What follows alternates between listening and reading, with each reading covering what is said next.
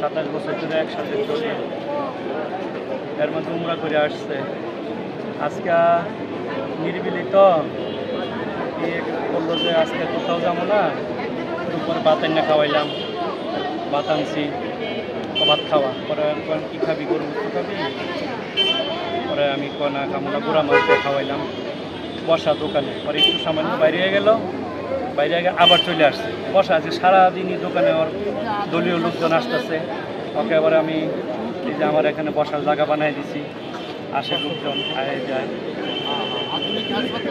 মাগরিবের নামাজ পড়ে আসছি দোকানে, আমার তো দোকানে ভিড়, কাস্টমার আসছে, ও দিকতে বসে রয়েছে এই পাশে, আমরা ওখানে আপনার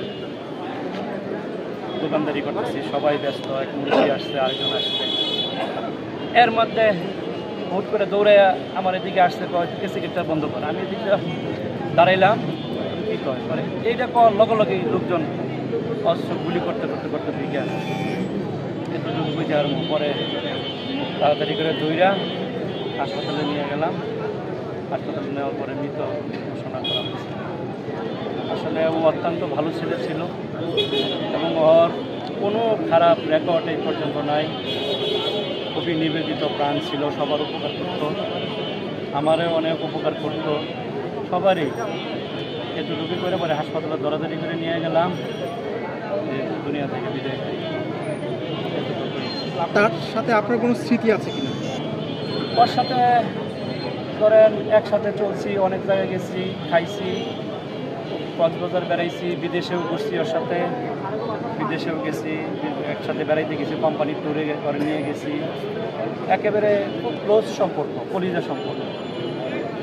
পরে আমার সব কাজেই আজকে 27 বছর আমি যেখানেই যাইতাম, যেখানে কিছু করতাম, ওর সাথে পরামর্শ করে আমি আগে দোস্ত এটা করতেছি, ওটা করতেছি, এইভাবে করলে এটা কেমন হতো, এইভাবে করলে কেমন হতো, যেটা না করতো এটা আমি কখনই করতাম।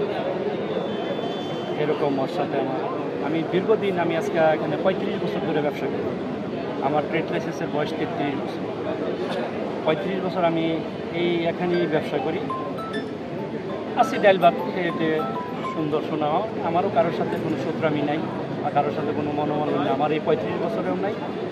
আর আমার জানা মতো ওরও কারোর সাথে এরকম কোনো বাজাবাজি বা কোনো ধরনের কারোর সাথে মনোমালিন্য এরকম ছিল না। মানুষকে পরোপকারী ছিল, যেই আসতো ওর কাছে কোনো জিনিস নিয়ে আসলে কাউকে খালি হাতেও ফেরত দিত না, বলতো সব সমস্যা এটা সেটা বুঝে একটা পারিবারিক বলেন, আর্থিক বলে, যে কোনো মুখদার পায় ভালোবাসা দিত। যদি কেউ না দিতে পারতো ভাই মনে চলে, এরকম খুব ভালো একটা ছেলে ছিল।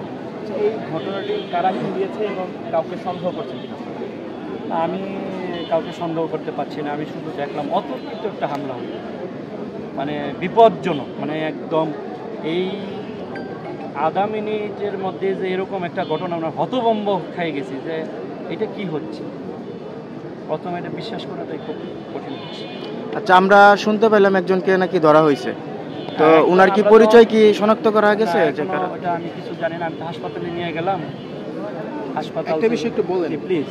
আপনার বন্ধু সকালবেলা আপনার সাথে ছিল, রাতের বেলা সে এখন মৃত, আপনি বন্ধু হিসেবে আপনার কাছে তো অনেক কষ্ট নেই?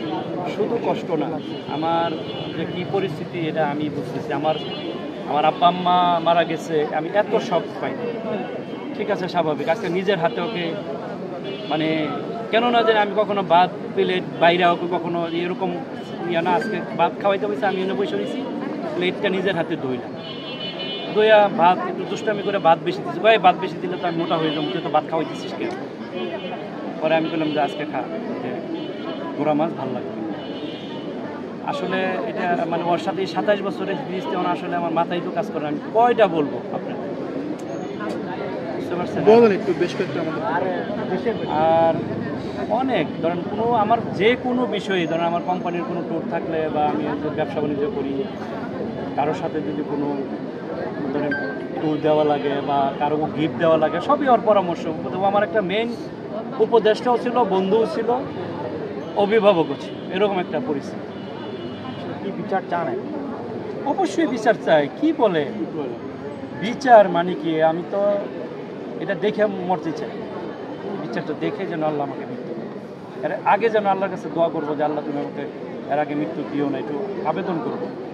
আসলে আল্লাহ যখনই চাবেন মানুষকে নিয়ে যাবেন। তখন ওর সাথে খাইলাম, চললাম, নিজে হাতে বাইরে খাওয়াইলাম, নিজে কিছু করলাম।